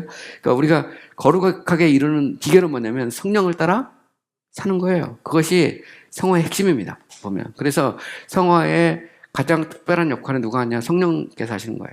성화를 시작하기도 하시고 진행하기도 하시고 완성하시는 분이 누구냐? 성령 하나님이죠. 성령 충만. 성령께서 우리 가운데 역사할 때 비로소 우리가 죄를 이기고 우리가 하나님처럼 하나님이 기뻐하시는 삶을 살게 된다라는 것을 우리가 이제 정리를 할 수 있죠. 고린도서 3장 5절. 그러므로 땅에 있는 지체를 죽이라. 곧 음란과 부정과 사욕과 악한 정욕과 탐심이면 우상숭배다. 보면 땅에 있는 지체, 이 지체는 뭘까요? 우리 죄된 본성, 그리고 이 죄된 본성이 이 일종의 뭐랄까요? 집으로 삼고 있는 인간의 어떤 몸, 뭐 이런 걸 줄 수도 있어요. 보면. 그러면 땅에 있는 지체를 죽이라 그랬는데 이거를 어떻게 죽이느냐? 성령을 따라 행하는 것 외에는 안 된다. 그죠? 그건 당연히 이제 우리 안에 중생 역사가 있어야죠. 구원받지 못한 사람은 죽일 수 없다라는 것도 당연하죠. 그래서 우리 안에 성령의 역사로 바뀌어야 돼. 사람이 바뀌어야 되죠. 그래서 결국은 거룩이라는 것은 존재론적 변화입니다. 그러니까 존재의 변화가 삶을 통해서 드러나죠. 그래서 internal and external에서 내적인 변화이면서 이것이 밖으로 드러나는 거죠. 근데 인터널한 게 먼저입니다. 내적인 변화가 외적으로 드러나는 거. 이게 이제 곧 성화의 과정이죠. 그래서 옛사람이 죽고 새사람이 사는 것이다. 이런 차원에서 성화의 양면성은 모두 성령의 사역으로 가능하다라는 겁니다. 자, 네 번째, 성화는 거룩한 원리와 거룩한 행동으로 구분될 수 있다는 건 제가 앞에서 잠깐 얘기했는데 holy principle과 holy acting, holy actions 있어요. 그 성화라는 것은 뭐냐면 내적으로는 거룩한 원리가 주입되는 거고, 그죠? 외적으로는 행동으로 드러나게 되죠. 그죠? 이걸 이제 구분해서 신학적으로 좀 설명을 하는 겁니다. 원래 원리라고 하는 것은, 원래 principle이라는 것은 원래 principium이라는 게 라틴어의 손말인데, principium이라는 것은 원래 beginning, 시작이라는 의미예요. 시작. 이 말은 거룩한 원리는 성화의 시작, 또 foundation, 기초라는 의미도 있어요. 그래서 원리라는 것은 기초가 되는 거죠. 집을 지으려면 기초가 있어야 그 위에 집을 짓잖아요. 그러니까 성령께서 우리 가운데 역사하셔서 우리의 속사람이 바뀌지 않으면 그러면 집을 지을 수 없는 것이죠. 그런 면에서 보면 성화라고 하는 것은 이 원리적 측면에서 거룩한 원리가 우리에게 심겨지는 겁니다. 그죠? 그래서 성화는 처음에 중생 역사를 통해 시작되고, 그죠? 당연하지, 이건 당연합니다. 왜냐하면 우리 안에 속사람의 변화가 없이, 그죠? 죽어 있는 영혼이 다시 살아나지 않고, 성령께서 우리 안에 내재하지 않고 성화라는 것이 있을 수 있느냐? 그건 없는 겁니다. 그래서 결과적으로 칭의를 통해서 드러났지만 결국은 출발은 이 중생의 역사를 통해 시작되는 거예요. 중생이. 근데 이거는 뭐 하나님 우리를 부르실 때 거의 동시적 사건이니까 우리는 그냥 정말 예수 믿고 변화된 사람 울고불고 막 이제 막 회개하고 예수 믿고 한 사람들 시작이 되는 건데 거의 이제 동시적 사건이 이걸 이제 신학적으로 구분해 설명하는 겁니다.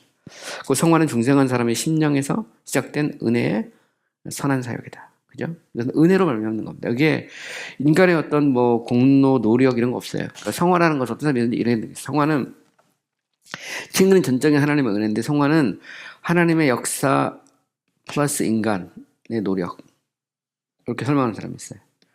물론 이런 측면이 있어요. 분명히 우리가 기도하고 예배 생활하고 뭐 열심히 살고 성경 읽기 많이 하고 전도하고 그런 면에서 이런 면이 있지만 사실은 거룩이라는 것은 뭐냐면 우리의 노력과 관계없어요.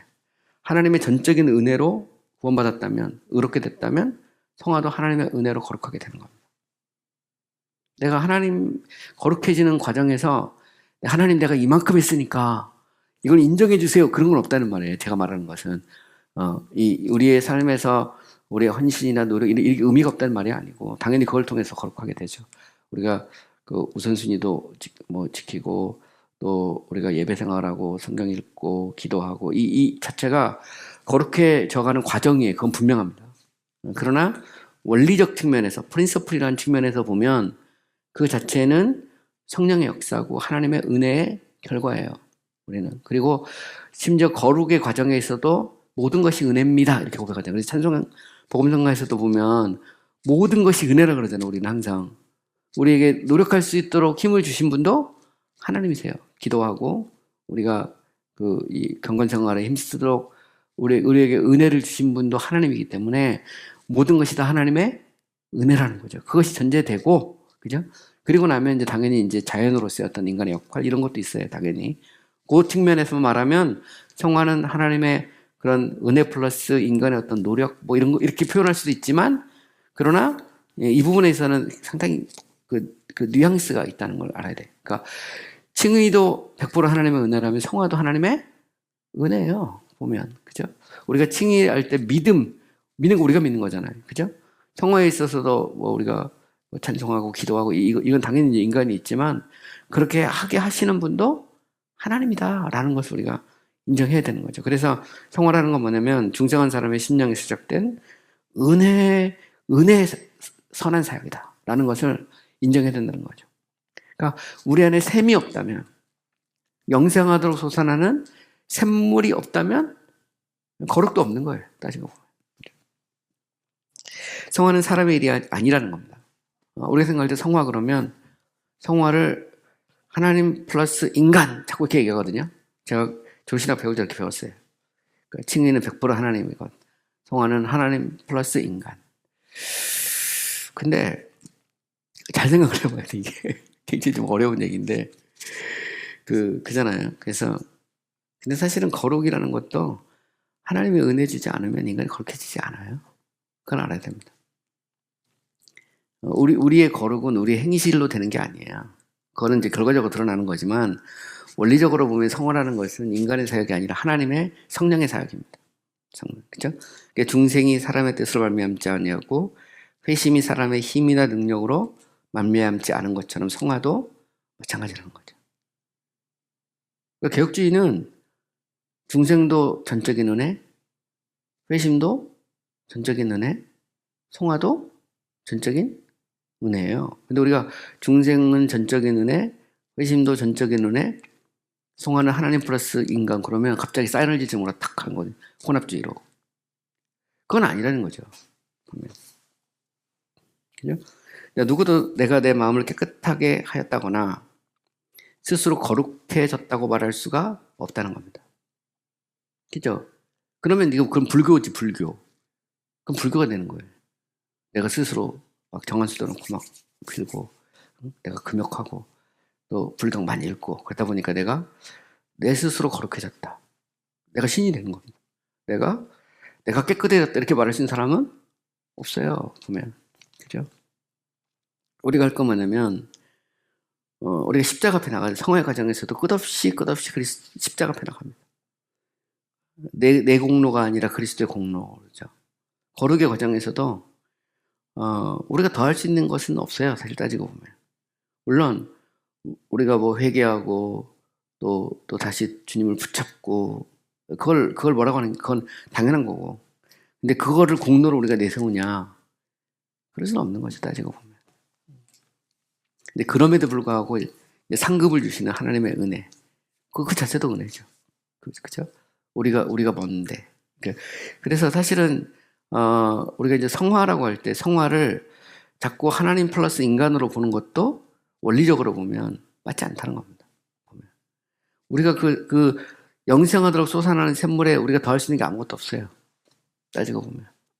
그거는 성령의 역사를 통해 우리 안에 일어나는 거죠. 그래서 우리가 찬송가에서도 하나님의 은혜로 있을 데 없는 자 왜 구속하여 주는지 난 알 수 없도다. 내가 믿고 또 의지함은 그래서 그 찬송가도 보면 우리 그리스도인의 삶에서도 은혜예요. 전적인 하나님의 은혜입니다.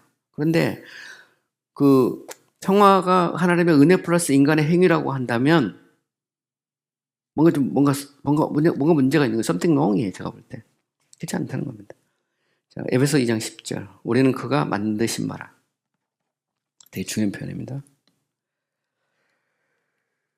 그리스도 예수 안에서 선한 일을 위하여 지으심을 받은 자니, 지으심을 받단 말을 합니다.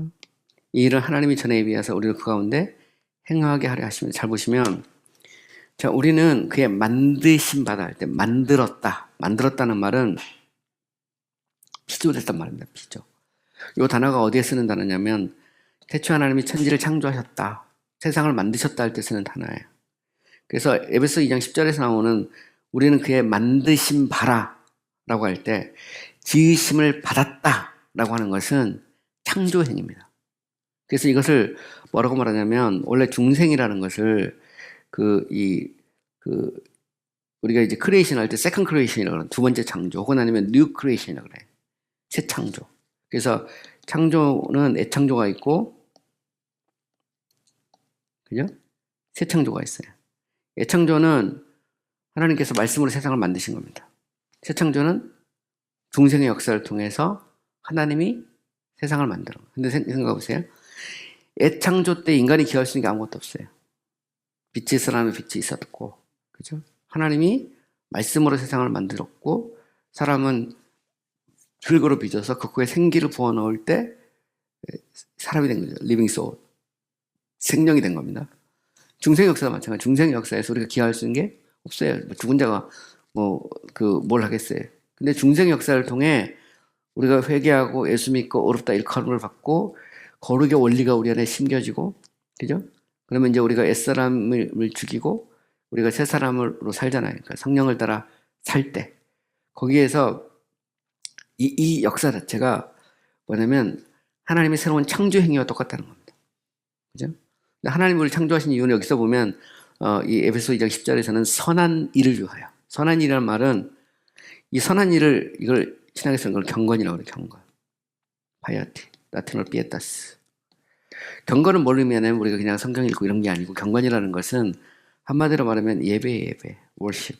하나님을 찬미하고 하나님을 예배하는 겁니다.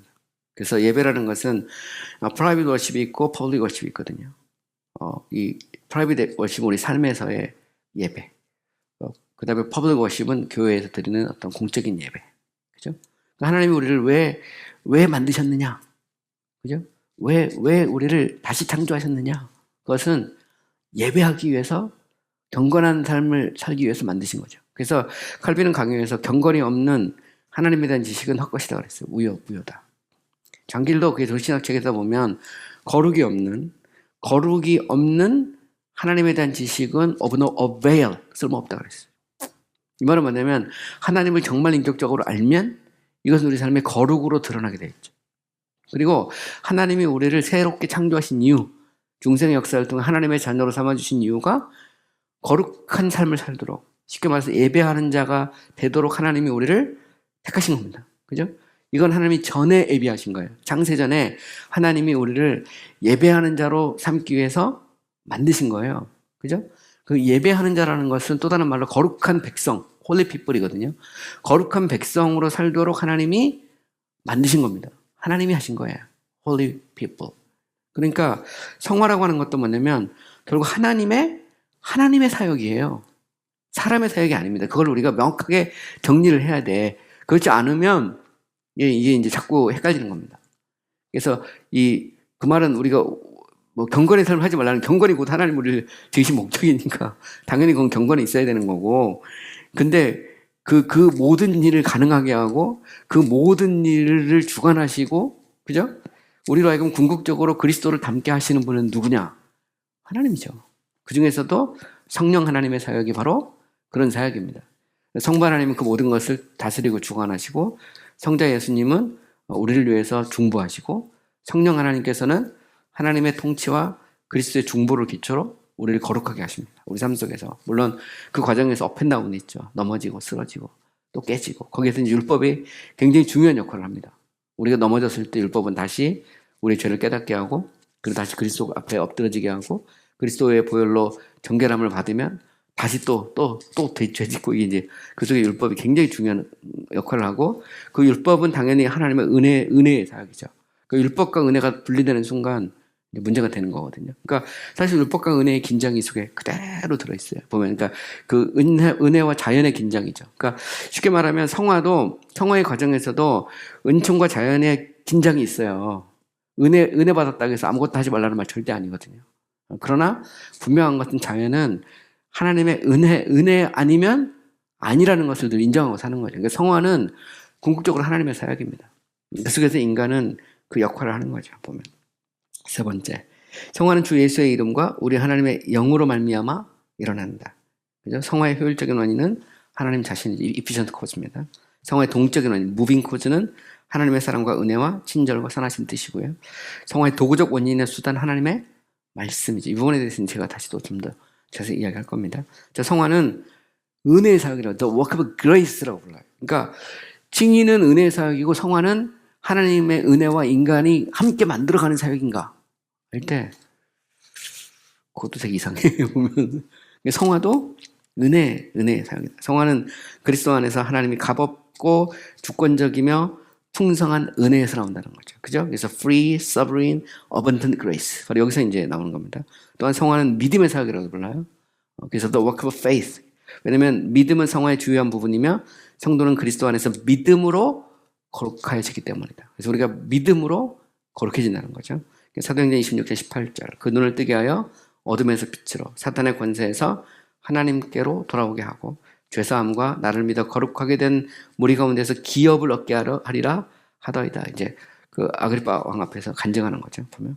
그래서 우리가 그 소경이었는데 우리의 눈을 뜨게 한 거죠. 그래서 어둠에서 빛으로 사탄의 권세에서 하나님께 돌아오게 하고 죄사함과 그리고 이 그리스도를 믿어서 거룩하게 된 무리 가운데서 기업을 얻게 하는 기업까지 가죠. 우리가 결국 그 상급은 기업입니다. 이 상급의 기업의 보증으로 우리 안에 뭘 주셨죠? 성령을 주신 거죠. 그러니까 성령은 기업의 보증입니다. 그래서 우리가 결국 구원이라는 것은 하나님의 선택과 잘 보세요.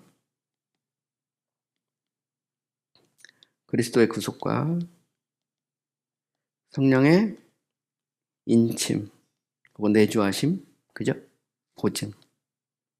3일차 하나님의 사역이에요. 보면 출발은 당연히 이제 성령이 우리 가운데 역사하시면서 중생이라는 거죠. 그죠? 그 출발은 하나님의 소명입니다. 소명. 하나님의 선택을 기초로 그리스도의 선택을 원인으로 그리스도의 구속을 기초로 때가 되었을 때 하나님께서 카이로스적인 시간에 복음 전도를 통해 우리를 딱 부르죠. 부르는 순간. 그죠? 우리 속사람이 변화되고 회개하고 예수 믿고 의롭다 일컬음을 받고 거룩이 시작되죠. 왜냐하면 이제 성령이 우리 가운데 내자거든요. 그리고 그 성령은 기업의 보증이 되죠. 그죠? 영원한 상급의 보증으로 성령이 내재하십니다. 그래서 성령이 내재하지 않으면 그러면 그 성화가 시작이 안 된 거죠. 보면 그 앞에도 다 말짱 꽝입니다. 보면. 근데 우리 안에 새로운 피조물이 됐다는 것은 성령께서 우리 가운데 내재하기 시작했다는 거죠. 우리 안에 인격적으로 우리 안에 그 내재하셔서 성령이 우리에게 지속적인 보증이 되죠. 다섯 번째, 성령은 내적인 사역, 인터널로. 여기서 원리적 측면에서 말하는 겁니다. 성화는 하나님의 영이 자기 백성의 마음속에서 역사하시는 영혼에서 시작되는 우리의 그 소울이죠, 소울. 그래서 우리가 이제 전통적으로 인간론에서 보면 개혁주의 인간론, 정통주의 인간론은 항상 영혼과 육체, 그죠? 소울 앤 바디 아니면 스피릿 앤 바디라고 봅니다. 그래서 영혼과 육체로 이루어져 있고 영혼이 바로 하나님의 형상의 자리죠, 자리. 그죠? 영혼의 기능하면 지의 정덕 해서 영혼의 기능을 네 가지로 보통 얘기했고 육체라는 것은 영혼의 집이죠. 그러면 성화는 어디서 시작되느냐? 영혼에서 시작되죠, 당연히. 영혼의 변화. 그죠? 그러면 당연히 밖으로 드러날 때 생각도 바뀌고 의지도 바뀌고 감정도 바뀌고 삶도 바뀌죠. 그래서 지의 정덕에서 인간의 지식도 바뀌고 의지도 바뀌고 감정도 바뀌고 삶도 바뀌는 거예요. 이 자체가. 그래서 우리가 지의 적에 덕이 있는 건 덕이라는 삶을 통해 드러나는 건데 따로 이 덕을 이제 파워로 보기도 합니다. 어쨌든 우리 안에 어떤 능력이 이 새로운 능력이 우리에게 신겨지는 거죠. 전에는 없었던. 이전에는 그런 게 없었어요. 근데 이제는 그리스도의 영이 우리 가운데 거하시고 우리가 새로운 피조물이 되고 그죠? 새 생명 예수가 우리 안에 거함으로 말미암아 우리가 거룩한 삶을 시작하게 된 거죠. 그죠? 그리고 당연히 성령을 따라 행할 때 옛사람이 죽고 새 사람이 사는 거, 이게 바로 이제 성령의 역사 혹은 성화의 과정, 이렇게 말할 수 있습니다. 하나님의 영이 그들의 마음에 하나님을 경외하는 것과 온갖 다른 은혜를 부어주시죠. 그죠? 우리 안에 하나님을 두려워하는 마음, 그 다음에 온갖 여러 은혜를 부어주십니다. 자, 로마서 2장 28, 29절에 보면 무릇 표면적 유대인은 유대인이 아니요 표면적 욕심의 할례가 아니라, 그죠? 오직 이면적 유대인이 유대인이며 할례는 마음에 알지니 영에 있고 율법의 조문에 있지 아니한 것이라 그 칭찬이 사람에게서 아니요 다만 누구에게서? 하나님에게서 나오죠. 되게 재밌는 표현인데요. 자, 표면적 유대인이 유대인이 아니고 이면적 유대인이 유대인이라는 거죠. 출생적으로 뭐 민족적으로 유대인이라고 해서 유대인이 아니라는 겁니다. 성령의 역사를 통해서 변화된 사람이 진짜 유대인이고, 할례도 할례를 받았다고 해서, 표면적 할례를 받았다고 해서 그 사람이 거룩한 백성이 아니라는 거죠. 내적으로 성령의 역사를 통해서 변화된 사람, 그죠? 그래서 거룩의 원리가 우리에게 주어지고 거룩이 시작된 사람, 그 사람을 뭐라고 말하냐면 이 할례를 받은 거죠. 쉽게 말해서 영적인 할례는 성령의 역사를 통해. 그래서 여기 보면 영이 바뀐 거죠. 속사람이 바뀐 사람. 그 사람이 이제 진짜고, 이걸 이제 우리가 선지서에서 보면 남은 자 사상이 이제 여기 있죠. 근데 놀라운 것은 그 칭찬이 사람에게서가 아니고 다만 어디에서? 하나님께로부터 났다는 거죠. 내가 잘나서 내가 거듭난 게 아니잖아요. 내가 잘나서 거룩한 백성이 된 게 아니잖아요. 그죠? 하나님께서 은혜를 주셔서 나로 하여금 회개하고 예수 믿고 거룩한 삶을 살게 하는 겁니다. 내 안에 하나님의 기쁨을 주시고 헌신할 수 있는 마음을 주시고 내 안에 하나님께서 은혜를 주시죠. 보면. 그죠? 여섯 번째, 성화는 속사람이라고도 불리죠. The inward man이라고 부르는데, 이것은 성화의 저자가 하나님의 영이실 뿐 아니라 성화의 본성이 영적인 것이며 성화의 자리가 사람의 영혼이기 때문이다. 그래서 바울이 이런 얘기를 하는데, 내 안에 두 개의 법이 싸우는데, 그죠? 내 안에 할 때 여기 보면 영에 속한 사람, 육에 속한 사람 나오고, 그 다음에 이 영에 속한 사람을 얘기할 때 그걸 또 속사람이라고도 합니다. 속사람, the inward man. 그러니까 속사람으로는 하나님을 따르고자 하나, 겉사람으로는 자꾸 이제 엉뚱한 데로 가라고 하는 거예요. 그러면 이 속사람이라는 것 자체가 뭐냐면 성령을 통해서 새롭게 심겨진 변화된 사람이죠. 그 워치먼니의 그 영에 속한 사람을 보면, 워치먼니는 인간을 이렇게 영과 혼과 육으로 3분설이거든요, 전형적인. 그래가지고 뭐라고 하면 육이라는 말 껍데기, 육신이고, 혼이라는 것을 인간의 이성으로 봅니다.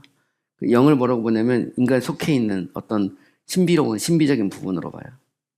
그래서 이 워치만니는 뭐라고 하냐면 혼을 죽이고 영을 따라갈 때, 그때 이제 그 소위 거룩하게 된다 그러거든요. 그래서 이 혼과 영을 구분해 버려요. 근데 이게 위험성이 뭐가 있냐면 이성을 죽이고 뭔가를 따라가야 돼. 영주주의나 신비주의가 될 확률이 굉장히 높습니다. 보면. 그래서 이거 따라가는 데가 이제 워치만이 따라가는 데가 위트니스리 계통에 있어요. 그 지방교회. 그 지방교회는 그 예배 형식이 되게 특별해요. 그 사람들은 그 예배 중간에 주 예수야 이렇게 외치거든요. 그거 뭐냐면 생각을 꺾고 영을 끌어올리기 위해서 부르는 거예요. 그 자체가 이제 영주주의로 갈 수 있죠. 이제 정통 기독교는 영과 혼을, 영혼에서 이 이성을 영적 기능으로 보거든요. 영과 혼이라는 것은 구분되는 게 아니라고 보고 하나로 보고 영혼에서 그걸 스피릿이나 소울을 하나로 같은 걸로 봅니다. 근데 영혼이라고 할 때 이걸 영이라고도 하고 혼이라고도 하고 영혼이라고도 할 수 있는데, 여기에 지식, 의식, 감정이 다 들어있다고 하면 인격적 속성, 이거를 personal properties, 이거를 영혼의 기능으로 보거든요. 그래서 영적이라는 건 뭐냐면 성령을 통해서 내 생각과 의지와 감정을 죽이고, 아니면 성령을 통해서 내 생각과 의지와 감정을 그리스도의 모습으로 바꾸는 거예요. 보면 인격적인 거고 성령의 역사를 통해 일어나는 겁니다. 그러니까 뭘 죽인다고 할 때 막 내 생각을 죽이고 그런 의미가 아니에요. 부모 성령을 통해서 죽이는 거예요. 성령을 따라서 행하다 보면 자연스럽게 그러니까 성령 충만한 삶을 살면 생각도 의지도 감정도 온전히 하나님 앞에 서 있는 거야. 근데 이거를 자꾸 뭘 끄집어내고 뭘 어떻게 그런 게 아니라니까요. 그리고 우리가 그런 게 있잖아요. 우리가 이게 나중에 이제 성령론하고도 맞물리면 은사론하고도 같이 맞물리는 건데, 우리가 은사론에서 보면 우리가 얘기하잖아요. 우리가 신령한 노래를 부른다. 신령한 노래 그러면 이건 이제 오순절 계통에서 좀 심한 사람들은 신령한 노래가 뭐냐? 방언 찬송이 신령한 노래다. 그죠? 방언 찬송. 성령 막 받아. 방언으로 막 찬송을 막 불러. 부르면 이게 곧 신령한 노래라는 거죠. 한 차원 좀 높은 뭔가로. 근데 정통형 신학에서의 신령한 노래라는 건 뭐냐면 성령 충만해서 노래 부르는 거예요. 말 그대로. 그러니까 또 다른 측면에서 보면 내 전 인격으로 하나님을 노래하고 찬미하는 겁니다. 그게 신령한 노래예요. 그러니까 신령한 노래라는 게 따로 어떤 신비적 경험을 통해서 그 방언을 하면서 하나님을 찬양하는 게 아니고, 또 신령한 춤도 있죠. 신령한 춤이라는 것은 방언하고 노래하면서 춤까지 추면 신춤이 됩니다. 신령한 춤이 되죠. 그것도 아니라니까. 신령한 춤이라는 건 뭘까요? 그거는 정말 성령 충만해서 하나님을 찬미하고 노래하는 거예요. 두 손을 들고 하든 몸을 흔들든 아니면 내 전 인격으로 하나님 앞에 내 인격을 들여서 하나님을 노래하고 찬미하는 거예요. 그러니까 그게 어떤 신비와 경험되는 게 아니고, 한마디로 말하면 그리스도인은 성령에 충만한 삶을 살면, 성령을 따라 살면 그것이 신령한 노래고 그것이 신령한 삶이고 그것이 신령한 춤인 거예요. 인생 자체가. 그게 경건의 삶이고. 복잡한 게 아니에요. 그거를 막 세부로 나눠가지고 거기다 뭔가를 막 집어넣으면 그러면 그게 이제 이상해지는 겁니다. 점점 보면. 그래서 우리는 뭐라 해야 되냐면, 성화라고 할 때 성화는 원리적 측면에서 우리 안에 이 속사람의 변화인데, 이제 이너드맨이라는 그런 면에서 이제 쓰기도 한다는 거죠. 그래서 로마서 7장 22절, 내 속사람으로는 하나님의 법을 즐거워하다 할 때 이 속사람, 이게 변화된, 그죠? 이걸 이제 원리적 측면에서 말하는 겁니다. 성화는 영이라고도 말해요. 스피릿. 성화는 하나님의 영으로 말미암아 사람의 영혼 안에서 일어나는 거거든요. 그래서 육으로 난 것은 육이요, 영으로 난 것은 영이다. 그러니까 성령으로 말미암아 난 어떤 영이라고도 불리고 또 씨로도 불리기도 합니다. 씨는 때때로 말씀을 의미하기도 하죠. 그러므로 성화는 말씀이 우리 심령에 뿌려져서 일어난다는 거죠. 그것은 땅에 뿌려진 씨처럼 감추어져 있지만 때가 되면 싹이 나고 열매를 맺게 된다는 겁니다. 그래서 요한 1서 3장 9절에 보면, 하나님께로서 난 자마다 죄를 짓지 아니하니 이는 하나님의 씨가 그 속에 거함이요 그도 범죄하지 못하는 것은, 되게 재밌죠. 여기 보면 하나님께 났다는 말은 태어났다는 말이잖아요. 중생의 역사를 통해서 하나님께 난 자는 죄를 짓지 않아요. 그 이유가 뭘까요? 그 안에 뭐가 있어요? 씨앗이 있습니다. 생명의 씨앗, Holy Principle, 그죠? 속사람, 영, 그죠? 성령의 임재, 성령의 내주하심, 뭐 이런 거죠. 새로운 피조물, 이게 다 연결되는 겁니다. 자, 그도 범죄하지 않은 것은 하나님께로부터 뭐 했다고요? 났다는 거죠. 자, 성화는 뿌리라고도 불리기도 합니다. 눈에 보이지 않지만 열매로 드러나죠. 돌밭에 떨어진 씨앗은 뿌리를 내리지 못해 시들어 죽습니다. 근데 옥토밭에 떨어진 씨앗은 100배, 60배, 30배 결실하죠. 욥기 19장 28절에 이런 말씀도 있어요. 너희가 만일 이르기를 우리가 그를 어떻게 쓸까 하며 또 이르기를 일의 뿌리가 그에 있다 할진대. 일의 뿌리라는 것은 하나님께 있다는 말입니다. 모든 일의 뿌리가 원천이 뿌리를 얘기하는 거죠. 마태복음 13장 20절 21절, 돌밭에 뿌려졌다는 것은 말씀을 듣고 즉시 기쁨으로 받되 그 속에 뭐가 없어? 뿌리가 없어. 잠시 견디다가 말씀으로 말미암아 환난이나 박해가 일어날 때 곧 넘어지는 자야. 뿌리가 없다. 그 말은 중생하지 않았다. 거룩의 원리가 심겨지지 않았다. 기업의 보증으로 성령이 임재하지 않으셨다. 성령이 인치지 않았다. 그럼 구원받지 못했다 되는 거예요. 근데 정말 구원받은 성도라면 성령께서 우리 가운데 내주하시면 거룩의 원리가 우리 안에 들어오게 된 거죠. 그죠? 그 거룩의 원리는 칭의를 통해서 우리에게 주어진 겁니다. 그죠? 칭의를 통해서. 근데 이런 얘기를 할 수 있어요. 어떤 사람은 난 중생했는데 칭의와 성화가 시작되지 않았다. 그러면 그것도 사기입니다. 사기. 그죠? 내 속사람이 바뀌었는데 우리가 칭의와 거룩이 안 일어났다는 것도 그렇죠. 그래서 뭐 이단들 중에 그렇게 주장하는 사람도 있어요. 우리가 예수 믿고 구원받는 것과 중생하는 건 틀리다. 그래가지고 우리가 예수 믿고 믿고 구원받았다고 해서 끝나는 게 아니고 우리가 그 성령 받고 중생을 해야 된다. 말도 안 되는 얘기인데 그거 그냥 막 꿰맞추는 겁니다. 그 신학적으로는 그거는 이제 있을 수 없죠. 왜 조리신학이 중요하냐면 조리신학은 이런 것들을 이제 전체를 계속 연관지어서 생각을 합니다. 그러니까 조리신학은 조직이란 말 자체가 시스테매틱이라는 것은 이게 이제 말 그대로 시스템이라는 거거든요. 신학이라는 것은 서로 밀접하게 연결이 돼 있어요. 다 연결돼 있습니다. 이거를 이제 우리가 성경론에서 이미 제가 이야기했는데 이거를 이제 신앙의 유비 이렇게 말합니다. 아날로기아 피데이. 영어로 말하면 the analogy of faith. 신학은 뭐냐면 믿음을 전제로 하거든요. 하나님의 진리에 대한 믿음. 그죠? 그 진리의 내용에는 다양하죠. 뭐 성경에 대한 것도 있고 하나님에 대한 것도 있고 그리스도에 대한 것도 있고 뭐 구원에 대한 것도 있는데 이 모든 게 analogy라는 말은 the same 혹은 the similar 이런 말입니다. 그러니까 유사성이 있어서 다 연결되어 있다는 거죠. 그래서 마치 그 의사가 이렇게 진단을 딱 하잖아요. 그러면 그 속에서 수많은 것들을 생각하잖아요. 보면 가령 뭐 청진기 소리를 하나 들으면 그 소리를 듣고 여러 가지를 생각하는 것처럼 막 돌아가잖아요. 신학도 똑같아요. 신학도 보면 어느 하나가 그걸로 끝나지 않고 전체가 쫙 연결되어 있거든요. 그래서 이걸 이제 시스템 시올로지라고 하는 거예요. 성경도 마찬가지예요. 성경의 메시지가 우리가 일관성이 있다라고 하는 것은 무슨 얘기냐면 성경의 메시지가 이게 다 연결되어 있거든요. 그거를 이제 체계적으로 정리하면 이게 이제 주신학이 되는 거고, 그걸 아주 세부적으로 나눠서 계속 그 연관지어서 토론하고 정리하고 이런 과정이 이제 조신하게 하는 일이죠. 자, 성화는 중심의 신실함, 정한 마음, 정직한 영, 의와 진리의 거룩함이라고도 불린다는 거죠. 10편 51편 6에서 10절 보소서 주께서는 중심이 진실함을 원하시오니 내게 지혜를 은밀히 가르치시리이다. 여기 보면 중심이 진실하다. 중심이란 말은 사람의 마음이죠.